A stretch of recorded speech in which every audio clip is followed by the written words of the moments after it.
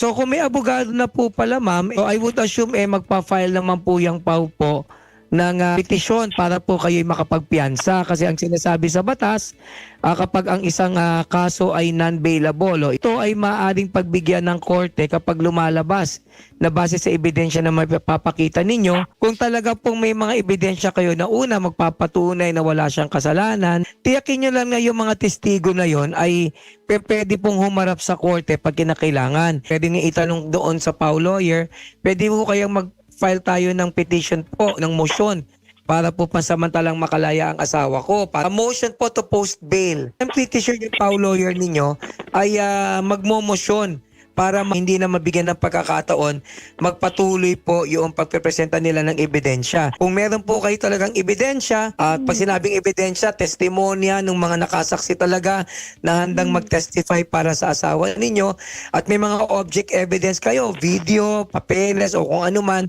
na pwedeng ipresenta at talagang yaan po ay mapapanghawakan ninyo,